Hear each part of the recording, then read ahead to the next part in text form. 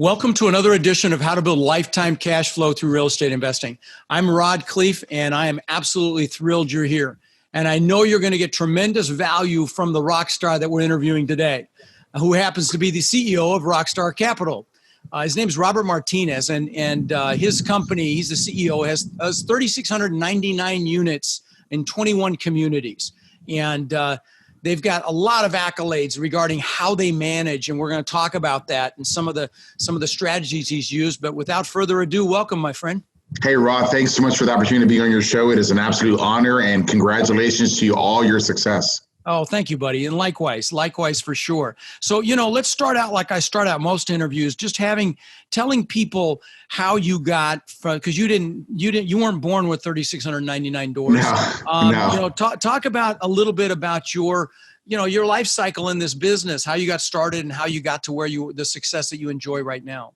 Like a lot of people, you're taught to go to school, get good grades, and you go off to college and you major in what you think you're supposed to major. You become an attorney, a doctor, an engineer, you do something like that. And you think that's going to be what you're supposed to do for the next, 40, 50 years of the best years of your life. And then hopefully you're going to save enough and retire and try not to die before your money runs out, and that's such a failed formula. But what happens, and what the big lesson in my life that I've learned is, necessity is the mother of invention. And when something gets painful enough, you make a change, so just like I explained, I went to a good school, I have an engineering degree, and I went in and became a sales guy, which I think later on is a great attribute when you get into real estate investing, right? Because it's marketing. It's like, what is your personality? I wasn't one of those engineer guys that had the 3.8 to 4.0. I would have been closer to the 3.0 to 2.9. Right. And so when my company hired me, they wanted, sales engineers. They wanted guys that knew how to speak a little bit of the language, but also use some of that personality. And so what happened was that we went through a few transitions in the company I was working for. And as you know, they always want to cut costs to justify the purchase that they just made, just like we try to do on value add properties, right? We want to cut expenses. And quickest way to cut expenses is to go and adjust and monkey with everybody's commission plan, right? And who makes the most money? The sales guys. Right. And when you realize that you've been in the business long enough, salesmen are allowed to make X amount. But the CEO, the CPA, whoever they're up here, and they don't want you getting too close to them. And so they like to monkey your commission, and change your plans. And after a few times of that happening, I recognized that I didn't have control of my financial future. Which my employer did, which means he had control when I was going to retire.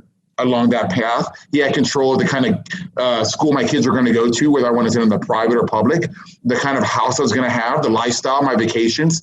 And again, once you go through that and you come to this epiphany, this realization that you don't have control, you start to do something. The pain becomes heavy enough that you want to make a change. I was very fortunate. I started to listen to the radio, started to, watch programs and try to find a different way of moving forward. And I discovered a local real estate show in Houston, Texas, called Lifestyles Unlimited. I'm a big supporter of joining a real estate club, an education club in your town, nearby, where you can get with other like-minded investors. And I did that. And in 2007, I joined that club. By the end of the first year, I had, watched the videos. I had gone on the road trips. I had networked, and we bought our very first property. And I had a business partner. He and I started a company. After the next 3 years, we did that together. And I became the operating arm. I was the COO of that company. And Can I stop you for 1 second? Stop you for 1 second, because you've dropped a lot of bombs that I'd really like to circle back on and just add some emphasis to. Sure. And then I want to continue your story. I actually want to circle back to that first deal as well, if you don't mind. But your transition from engineering to sales is frankly very unusual, because most analytical people are not salespeople. So, yeah. That speaks to your success for sure, because, what I see in this business, a lot of partnerships between an engineering mind and a sales mind. And those are fantastic partnerships, which you're blessed to have both qualities, which is, I appreciate that. Thank you. Not normal. Yeah. Now, you talked about the lack of control in a job. And yeah, I mean, if you're not building your own dream, you're helping someone else build theirs. And I want to actually also hammer home one thing you said, and that is you have to have pain to change. You have to create leverage on yourself. And so, one of the things that Tony Robbins does, I'm a big fan of his, at his events, is he has you do that. He calls it the Dickens process. It's this process where you stack pain on not changing. It's a very powerful process, but you did it yourself. And a lot of people, they reach a point of saturation. Enough is freaking enough. It's contempt even. It's disgust with where they are to take action. And so, guys, if you and I can hear the thunder in the background. You told me you've got a lot of storming going on. So, guys, that's not a sound issue. That's thunder going on in his backyard right now. Yeah, it's raining bad here. We got a tropical storm, crazy weather. Yeah, so you partnered up with somebody, and tell us about your first deal. How many doors? Houston is your market, right? Right. So I've had two lives. I had that first life when I had a business partner, and then I had the second life that I had with my own company, right? So my very, very first deal was a property that I purchased in 2010. It was just short of the recession. Good timing. Yeah, timing was great. But, there's a lot of risk involved, right? Because nobody knew it was the end of the world. It was the greatest depression, the greatest, financial meltdowns of depression, all that stuff. And so it took a little risk. I think in real estate investing, you have to have a little bit of a riverboat gambler mentality. You can't, it's not going to be for the engineers, that only see black and white. I think you're going to have a little bit of faith and some confidence in yourself. And sometimes when you have to put it all on the line. And so that first deal was, it was 118 doors. It was $2.9 million, which is right around $24,500 a unit, if I recall. Wow. Which is super cheap, right? But it's post-recession. And you can't get a Fannie loan, right? It's going to be bridge loan, recourse loan, right? Which means I had to sign on that line. And I tell you what, nothing motivates you than when you have to sign on the line and you have your money, your children's money, everything's riding on the success of that business. Right. And you work really hard. And so I was able to purchase it. We were at 80% when I took it over. Within 30 days, we were at 90%. Within 60 days, we were at 100%. They literally didn't know what to do. And so they kept make-rating the units, but they had no one to lease them to. And all we did was when we first took over, it's like, look, we have all this vacancy loss. Let's reduce the price. And then as we lease a unit, raise it up $20. As we lease a few more units, raise it up $20 and just get rid of that vacancy loss. But also don't give away the farm, test the market, right? And before long, we were well beyond our debt numbers that we needed to be. And within a year and a half, we were ready to refinance it. I got it out of temporary debt and I got into my first Fannie debt. And then we did that again a few more times. And then, so we refinanced that deal twice. Today, that deal is worth $100,000 a door. We've refinanced it twice. And we've made somewhere in the range of around 370% cash back to the investors, not including the value that's still in that deal. So we're actually talking about maybe doing another refinance out next year. Sure. I mean, it was hard to miss. It was hard to miss. I mean, listen, kudos to you. But the pricing back then was so fantastic. But you're right. You had to suck it up because blood was running in the streets. If you read the newspapers, that's how they coined it.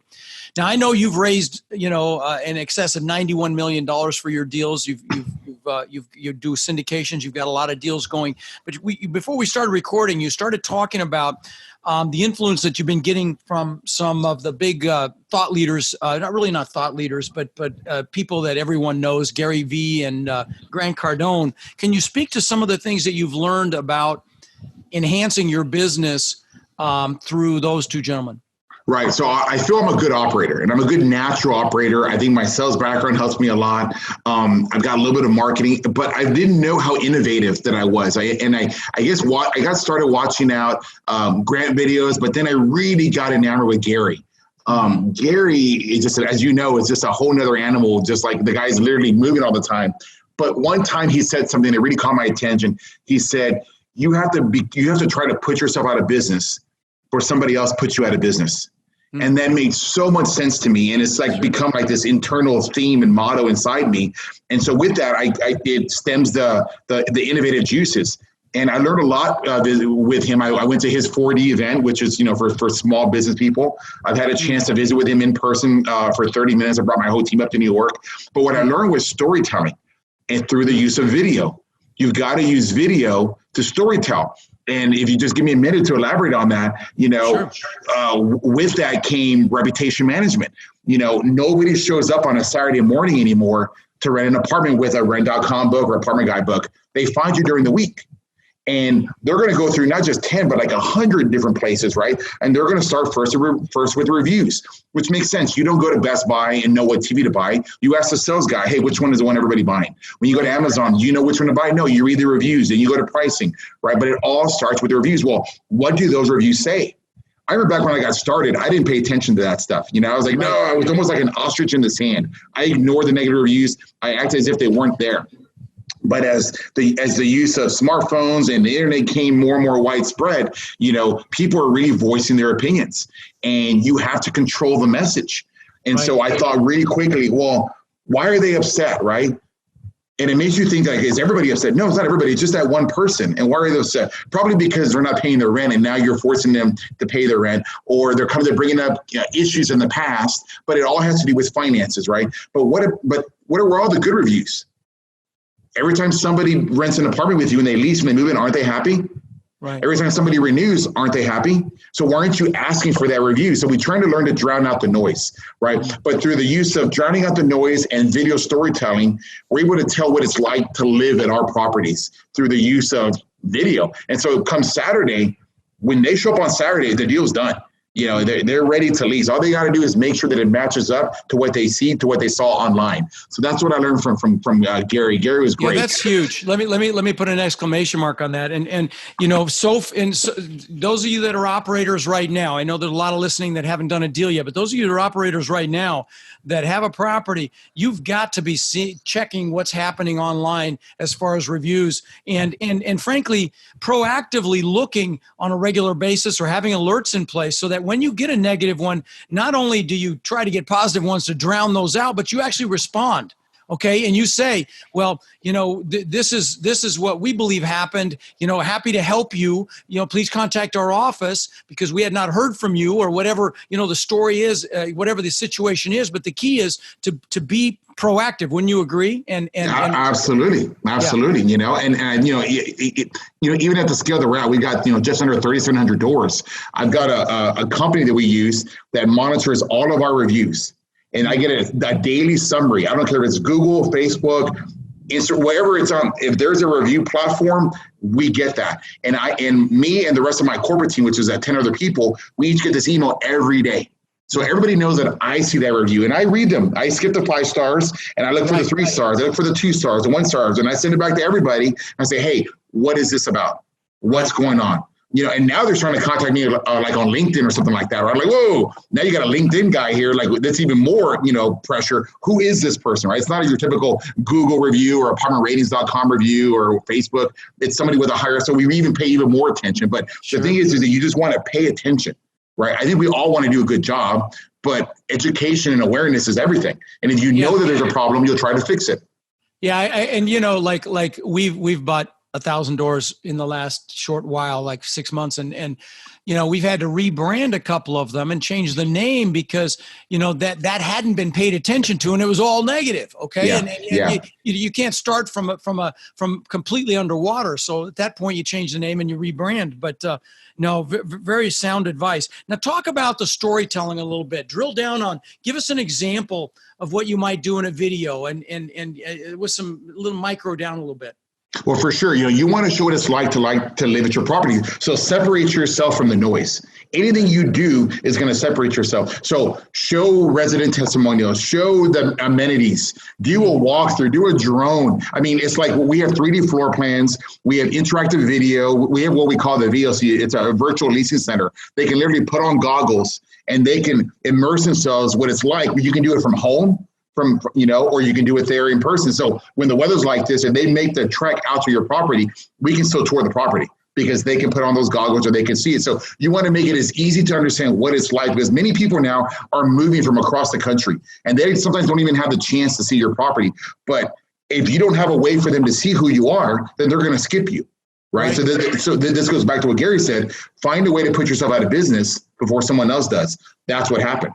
You know, we want to make sure that people can get to us 24 hours a day. We have a 24/7 customer line. So if you wanted to lease an apartment with us at 3 a.m. because you work the late shift, you'll call and you'll get a trained leasing professional. If you call us during the day, somebody is going to answer that call within 3 calls, whether it's our leasing team or a customer hotline team. 3 rings, you mean?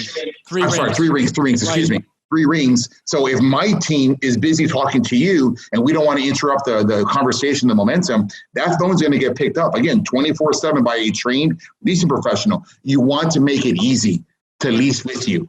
And video storytelling is a wonderful way. How do you, like so many people will do an inquiry online where they won't call, they'll fill out a form or they'll do something.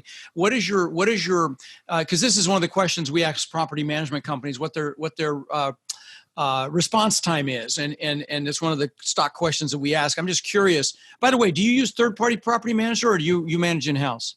We do everything in-house. We use a third-party property management software, right?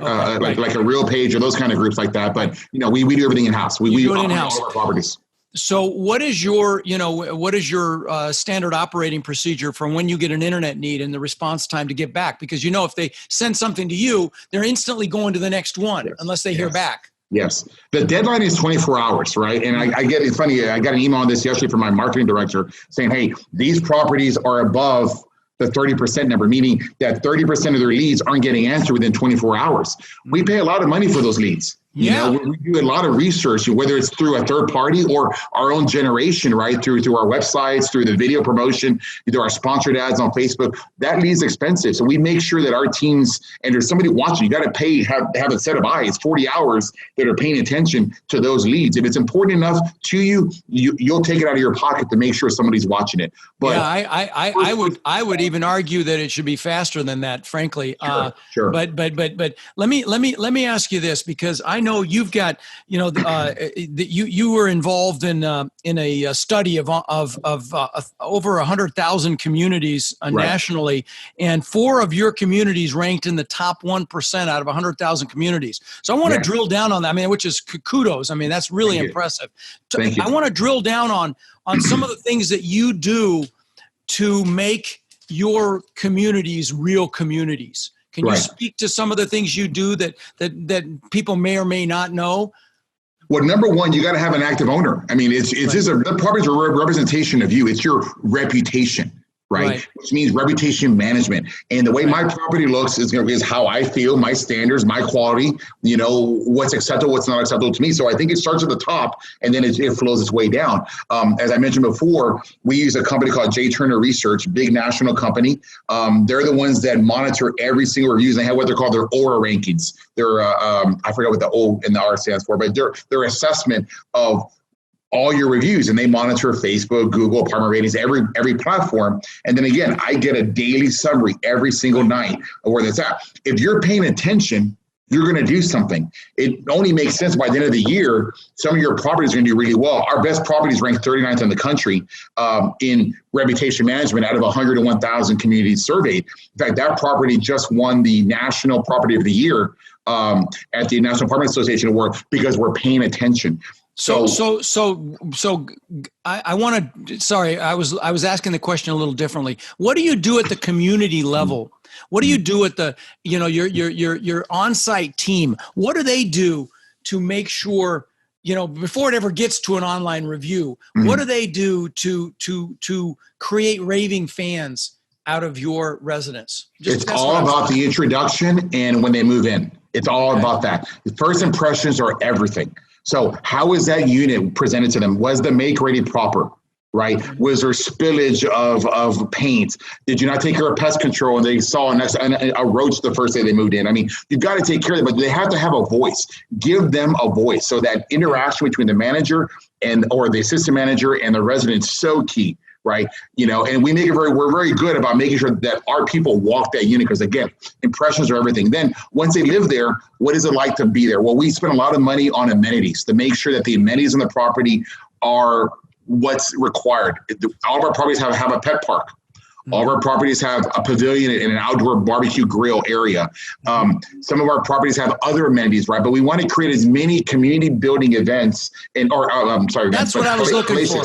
Yeah, that's what I was looking for as well. Talk about some of the things you do to build a sense of community. Sure. I think when you come with the understanding that this is their life, and they choose to share their life at your community. So that means they're going to go through birthdays, weddings, births. You will always be part of their life 5-10 years from now. And if you look at where housing is going, especially here in Houston, more than half the population rents, right? And that number is getting bigger. That number's going to grow. Yeah. It's going to grow. So trying to understand what people want. Well, they don't want to go to a laundry room. They want in-house washer and dryers. Right. So it's not like for the Class A's only. It's for your B's and C's. They want that community. Now we're talking about smart features and smart locks and all these kind of things at the next level. But you want to give some examples. Give some examples of some of the smart features that you're either evaluating or already implementing. Right. So right now at our two of our newest sites, right? These are Class A's, so the budget is there, right? Right. The ability to take, just like you're able to take your keys and open your door, your car door, what is the ability to open your front door? And how cool would that be? Okay. Yeah, exactly. Or if your mom's going to come visit your apartment and she's staying for the weekend, right? You can send her the password code, and she can use it to plug in. Nest thermostats, the ability to pay. Well, right now, all of our properties have the ability to pay rent online through voice. So you can go to, hey, Alexa, pay my rent, right? It's just the ability. Anything that saves time is where we want to be.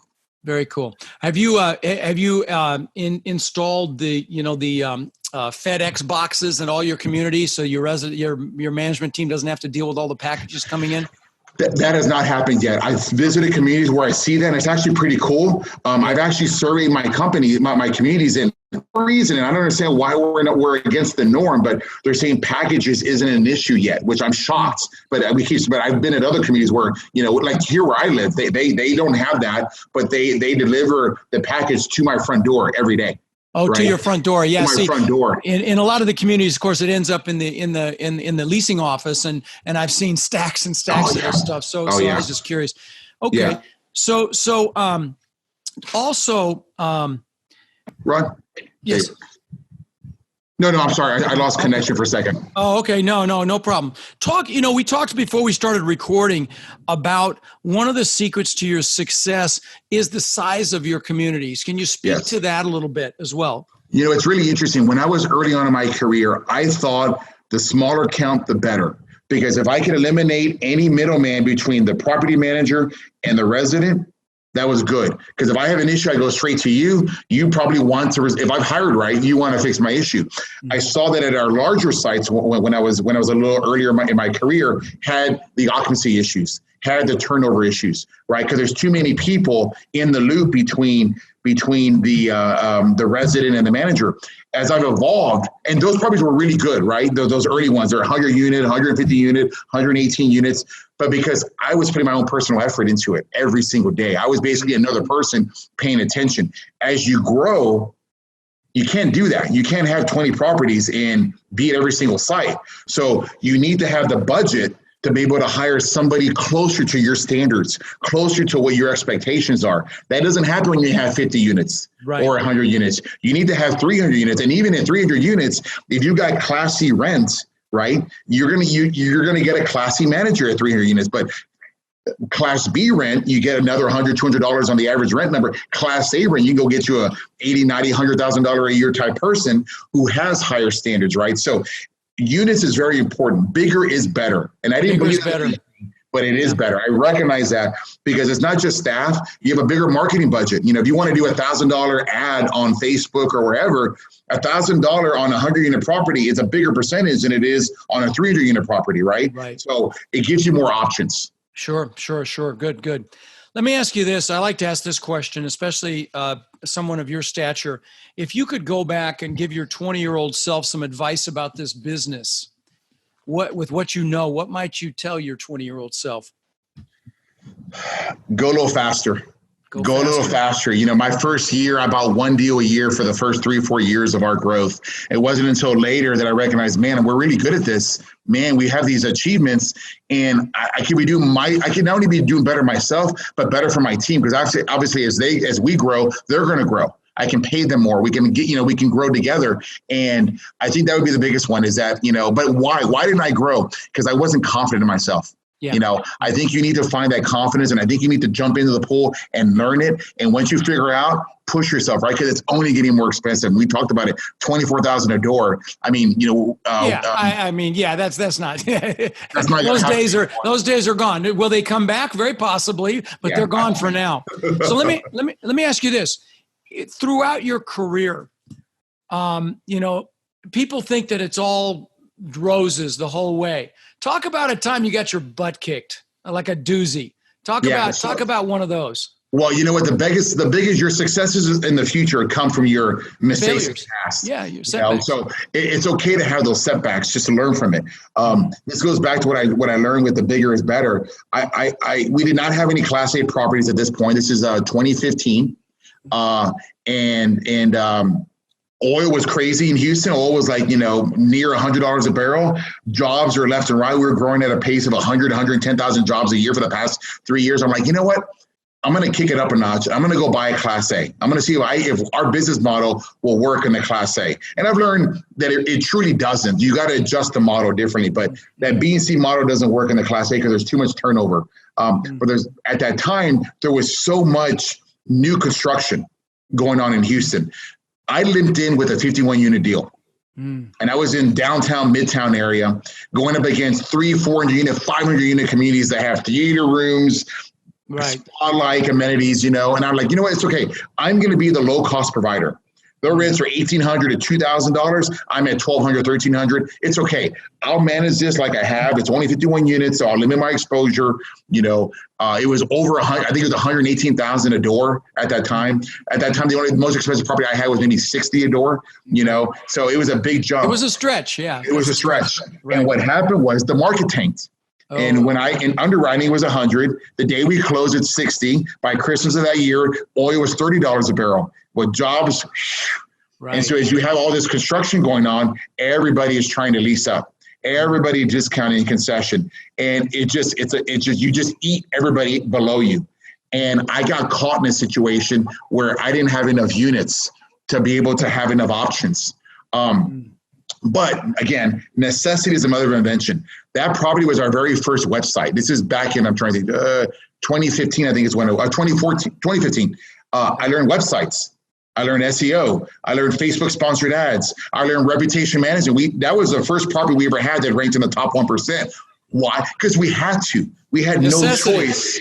We had to learn all that. We had to be top ranked among these Class A's so we can try to get any kind of attention and demand.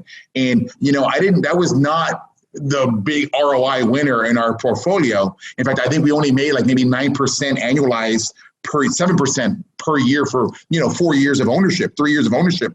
But I learned all the lessons that we take for granted today that I took back to the rest of my portfolio, because as times changed, websites, sponsored ads, reputation management mean everything on the B and C market, where they didn't mean anything 5 years ago. Right. So those are the best lessons that I learned. I mean, you have to get kicked in the face once in a while to really learn that. Absolutely. And then you prevent it. Yeah, no, absolutely. And it's interesting. Some of the most successful companies on the planet are the ones that started in the contraction because for that very reason, because they have to be scrappy. They have to think outside the box and innovate and all these things that the companies that are sitting on their laurels don't. So it's an interesting parallel. Well, to land on that, you've heard that Blockbuster. I mean, Gary talks about that all the time. Blockbuster got killed. Netflix is actually in their office trying to sell themselves. I know. They could have bought Netflix. Yeah, they could have bought Netflix. It's astounding. But you're not willing to evolve. You're not willing to see where the market's going. And I think anything that saves time saves money, and that's where the value's at. Yeah, sure. Like taxi medallions. There you go. Those are gone. Right. So let me ask you this. What do you think is the most challenging part of your role in your company? The quality control. Because as you grow, you expect those standards that you had from way back when. You expect when you were making, 20-25% returns annually for your investors. Right. And as pricing goes up and rent follows it somewhat, you've got to reassess your expectations. Those early investors are so excited. They want to do another deal with you. And they expect that. They expect that to continue. Right. That's a big problem. Yeah. That puts a lot of pressure on you right now, and what's going on too here in Houston. And this is going to be, very, I don't know, specific in your market, but property taxes are out of control right now within the city of Houston, primarily because, you've got a change of administration. You've had Hurricane Harvey that hit us real bad, and they want to do a lot of infrastructure. So in 1 year, we can see a property tax increase of 70%, and they act like nothing, and if you're already paying $100,000 a year, and now you're asked to pay one, so where's that $70,000 going to come from? Right. So you have to fight it, protest it. You get happy if you only get 15% because you were facing the barrel of 70%. It's the issues that I can't control. I can control, I learned this from my father, who is a master team builder and business guy. You can control what's in the four walls of your business, but I can't control what happens outside the four walls of my business, right? So make this as strong as it can possibly be so that when these other issues attack you from the outside, you can better withstand it. Love it. Love it. So who inspires you, brother? Is there any, or what inspires you? Do you have any favorite quotes? Tell me what. I think my favorite quote is, if you don't like your situation, do something about it. It's as simple as that, Pretty straightforward. Gary's quote, it's always been you versus you. And when you realize that, you'll make change. Don't overqualify. Don't give too much emphasis to somebody else's opinion of you or what you're doing. Just follow your heart and do what you want. More people aren't successful today because they listen to other people instead of just following what makes sense to them. And I think once you can learn to eliminate the noise, you get better. But I think change is everything. Change is going to come, right? I've heard very few people in my life, in my exposure, that when change occurred, it didn't get better for them, right? So if you don't like your situation, then change your situation. Change it. Thank you. Let me ask you just a couple last follow-up questions here. What did you have to give up to get to the success that you have now? You have a family, kids? Ooh, I do have family and kids. I'm very, very, I've gone through a divorce. I hate to say that that's what I gave up, but, there are goals that you want to hit in your life, and again, it's you versus you, but my children are the centerpiece of my life. Soccer is a huge part. Club soccer is a big part of what we do. They're 13, 11. I like to incorporate my kids in my daily business, so I do put a lot of memes and micro out. My kids are in that with me. We have lessons in the car. We talk about stuff. So my little one knows all about water conservation and stuff like that, and the importance of how money it is, the importance of of a low flow toilet and what have you, and he gets it. That's a big part of my life. I think you have to get rid of old notions of success and understand that things are changing and what is it really about in the future and how important it is and what's the priority in your life. So I think that's important. I think you need to, you're changing throughout your life, and what's important to you 10 years ago isn't as important 5 years ago, isn't as important as right now, so you've got to figure out what you want in life and then go after it. Yep. Well, listen, I really appreciate you coming on, my friend, and I'm looking forward to getting to know you better. Sure. And, very impressive what you've done with your company, Rockstar Capital, and we'll put the information in the show notes. And thanks for your time, brother. Thank you very much. Again, it was an honor to be on your show. It's awesome to meet you. Thank you.